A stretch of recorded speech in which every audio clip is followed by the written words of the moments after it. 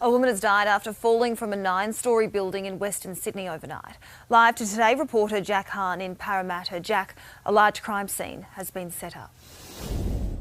You're right about that, Maggie, and right now a man is answering questions as police try to figure out what exactly has happened here. To do that, they have set up a large crime scene. You can see it here. This is on River Road West on the way to James Ruse Drive. We have more than 10 police vehicles there as we continue zooming in. They are centering their attention underneath that blue police rescue tent which has been established out the front of the apartment complex. Emergency services scrambled to this address in the 1 o'clock hour this morning, finding a woman in a very bad way. And despite the best efforts of police and paramedics, she died here at the scene. Now, how exactly this woman has fallen off the balcony remains the subject of this police investigation this morning, but officers have stressed that it is too early to say what exactly has happened.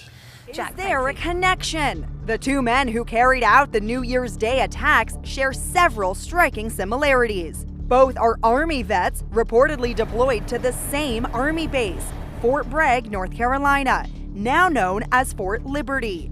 Both chose to act on New Year's Day within hours of each other. Both drove electric trucks, and they rented them from the same car rental app, Turo. There are so many things that are crisscrossing. These are coincidences that really should cause pause. If these turned out to be simply similarities, very strange similarities to have. But today, the FBI says they have yet to find a connection. At this point, there is no definitive link. The surprise attacks came after a night of joyous national celebrations welcoming in the new year. Cops have named the Vegas suspect as Matthew Livelsberger, a 37-year-old Green Beret on leave from active duty in Germany. We found this video of Livelsberger and his ex-wife Sarah, a social worker, waiting at an airport for a red-eye flight to New York in 2016. We're on our way. Police say Livelsberger drove 12 hours through the night from his home in Colorado Springs to Las Vegas, stopping twice to recharge the truck's battery. The interior of the Tesla Cybertruck is like no other vehicle on the road. You are surrounded by glass, and the steering wheel is rectangular shaped. The monitor here controls everything with a touch screen, and it's pretty comfortable and easy to drive. Cops say that the suspect drove around Vegas for an hour before pulling up outside the Trump International Hotel. New surveillance video released today shows the suspect arriving in Las Vegas and driving up to the hotel. He was parked for just 17 seconds before cops say he detonated the homemade bomb in the trunk. It was made from gas canisters and large fireworks. This is where the explosives were stored, in the bed of the truck. And because it's built like a tank, the explosion was contained, directing the blast upwards. Remarkably, the explosion did little damage to the glass lobby of the Trump Hotel. The Cybertruck itself was engulfed in flames, but was left pretty much intact. Tesla boss Elon Musk proudly boasted. The evil knuckleheads picked the wrong vehicle for a terrorist attack. So why did he use a Cybertruck? The answer seems obvious.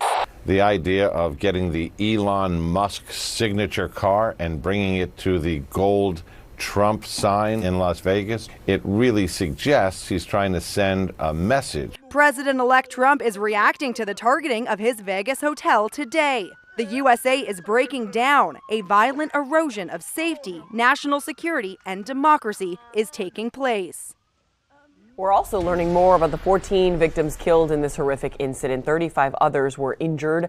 A single mother, a former college football star, and an 18-year-old aspiring nurse are among those killed. Friends and families now remembering their loved ones. Kathy and Louis Tenedorio lost their 25-year-old son Matthew, and Cheryl Jackson is remembering her cousin, 37-year-old Reggie Hunter, a father of 2 boys in New Orleans who were out celebrating the new year.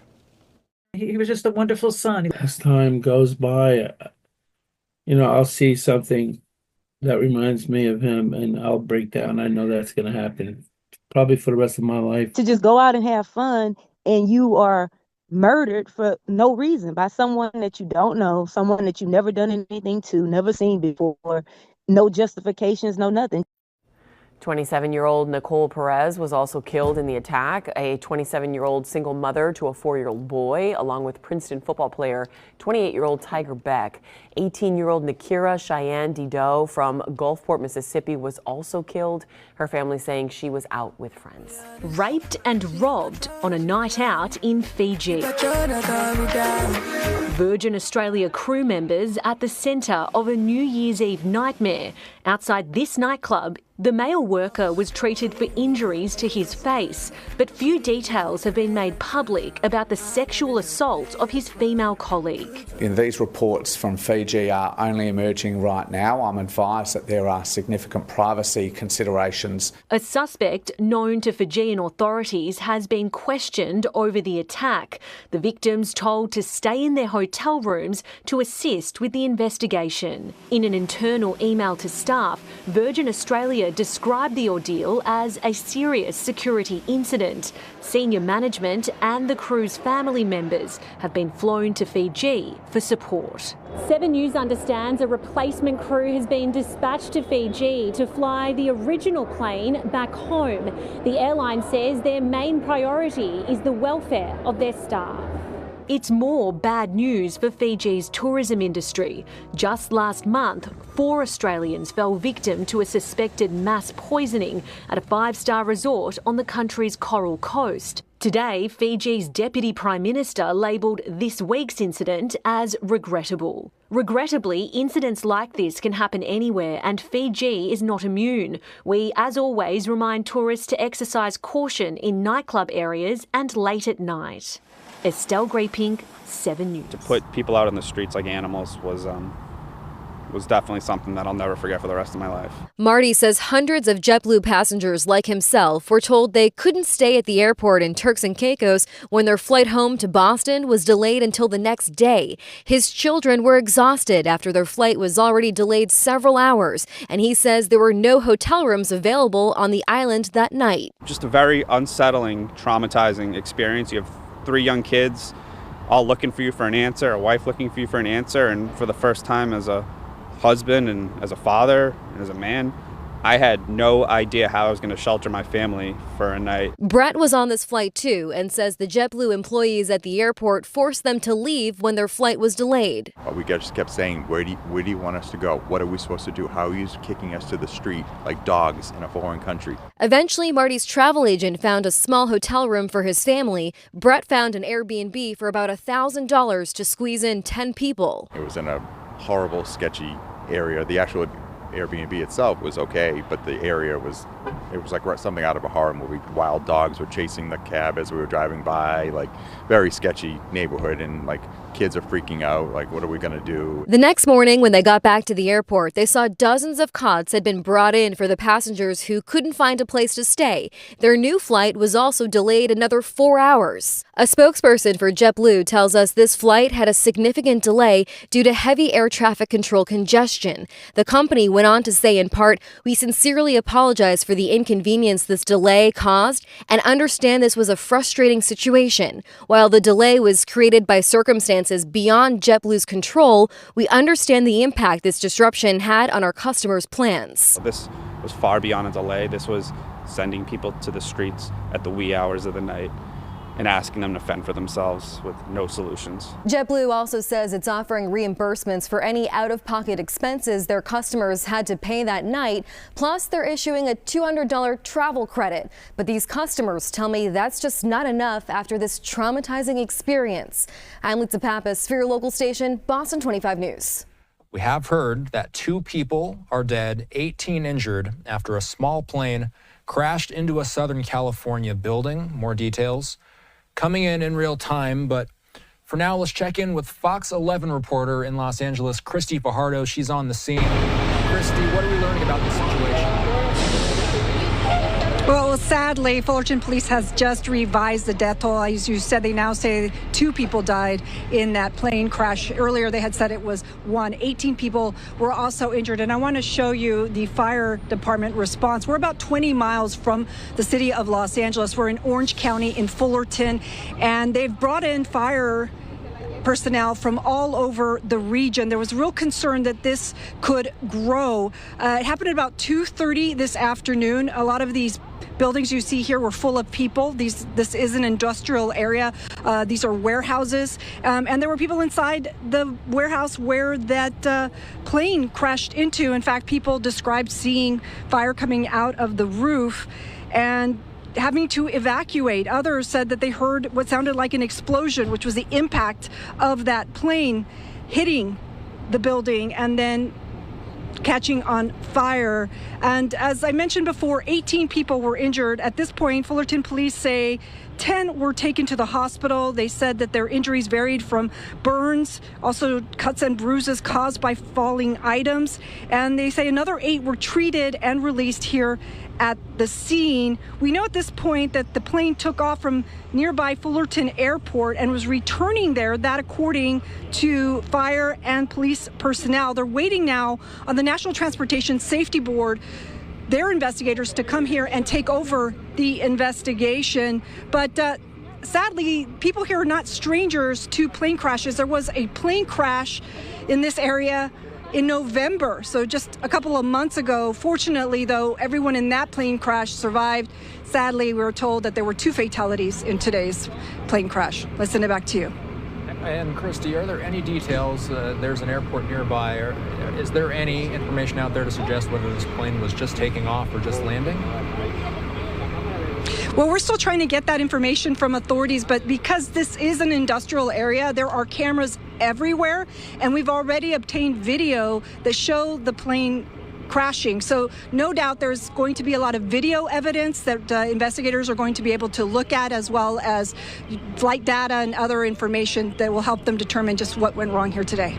Fox 11's Christy Bajardo reporting for us from Orange County. Christy, thanks.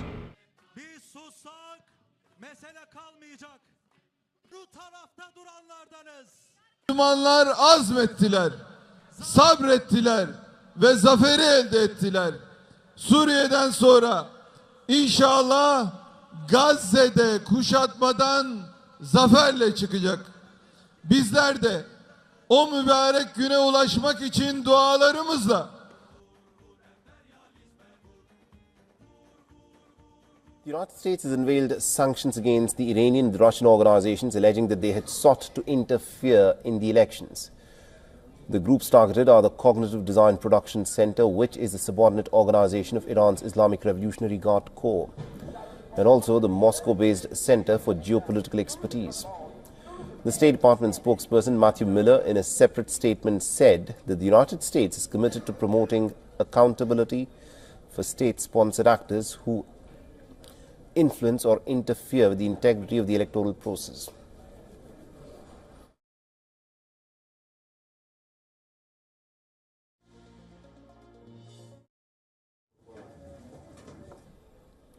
The U.S. Treasury Department said that the groups, which are affiliates of the IRGC and the Russian Main Intelligence Directorate, aim to stoke socio-political tensions and influence the U.S. electorate.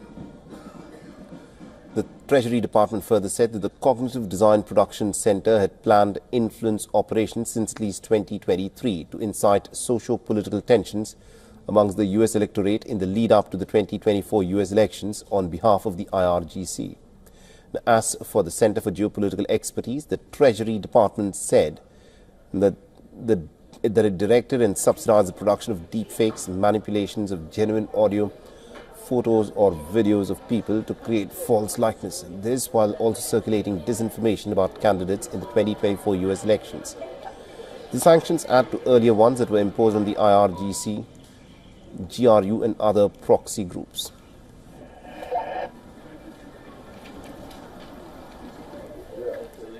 After years of devastating war, the curtain has fallen on the Assad regime, ushering in a new dawn for Syria. Opposition forces have taken control, igniting hope for unity and stability. Turkey now leads efforts to rebuild the shattered nation, aiding returning Syrians and championing peace and progress for a brighter future. The Ba'ath regime is now a thing of past, and Assad, responsible for the deaths of 1 million innocent people, has fled Damascus. Syrian people have achieved a victory that fills us with pride. For the first time in 13 years, our Syrian brothers and sisters are looking to the future with hope. For Turkey, inclusive governance and the territorial integrity in Syria is the priority. Turkey will provide assistance in every sector Syria needs, from energy and transportation to urban planning, education, health, security and trade. We are resolute in our determination to eliminate terrorist organizations, particularly Daesh and the PKK, which threaten the stability and territorial integrity of both nations. Meanwhile, after years of strained relations, 2024 marks a turning point in Turkey-Egypt ties. Historic meetings between President Erdogan and President Abdel Fattah el-Sisi have paved the way for enhanced cooperation in trade, energy and regional stability. Turkey and Egypt have a common stance on the Palestinian issue. The end of the genocide that has been going on for 11 months, the establishment of a permanent ceasefire as soon as possible, and the unhindered flow of humanitarian aid continue to be our priorities. 2024 has also shown Turkey's dynamic foreign policy in many important issues in the world. Turkey continues to balance its relations with both Ukraine and Russia since the war broke out in 2022. Turkey's National Intelligence Organization led a major prisoner exchange between Russia and the West. A total of 26 individuals were swapped and transported to Ankara. In 2024, Ankara ratified Sweden's NATO membership after getting assurances addressing Turkey's security concerns, including the fight against terrorism. This was a move highlighted by Turkey's influence in shaping the alliance's future when Europe's security is threatened by the war in Ukraine. In late 2024, Ethiopia and Somalia reached a historic agreement to resolve their conflict through Ankara-mediated peace talks. The dispute over a port in Somaliland, which unilaterally declared independence from Somalia, was the main topic. Ankara Declaration was signed after Turkish President Recep Tayyip Erdogan's negotiation efforts with Ethiopia and Somalia were addressed.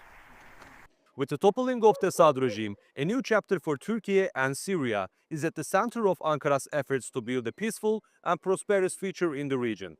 Turkey's foreign policy will much likely continue to shape the regional and global dynamics from Syria to Africa and Eastern Mediterranean to Ukraine in the years to come. Naim Öngören, TRT World, Istanbul. Staying with news from West Asia, Syria's Foreign Minister Assad al-Shibani has arrived in Saudi Arabia. The visit comes as part of a Damascus' effort to renew its relations with Riyadh ever since the ties between the two countries were severed back in 2012 during the civil war. Now, in a statement on social media platform X, the Syrian foreign minister said the country is aspiring to open a new bright page in its ties with Saudi Arabia that befits a long shared history between both the nations. This is the first official foreign visit by a Syrian diplomat ever since the rebels ousted former President Bashar al-Assad from power in December last year. Now, according to reports, a Saudi delegation met Syria's de facto ruler Ahmad al-Shara in Damascus last month. In an interview last week, al-Shara said that Saudi Arabia will have a large role in shaping up Syria's future. He has also hinted at a big investment opportunity for Syria's neighboring countries.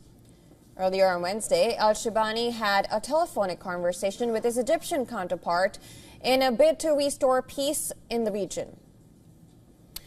Now, as Israel continues to increase its security in the occupied Golan Heights, Israeli military vehicles were seen moving within the buffer zone as part of ongoing operations on the opposite sides of the fence that have persisted since al-Assad's fall.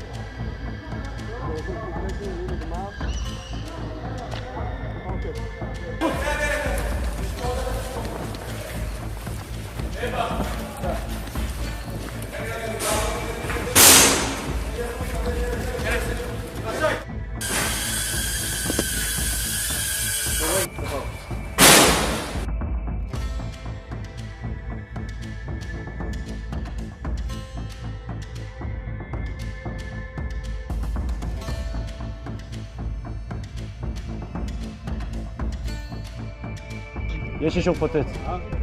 תיקון לפיצוץ.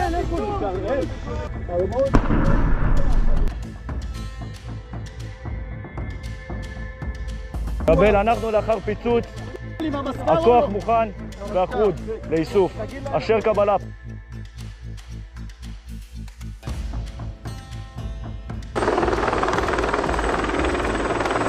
יאללה, קדימה!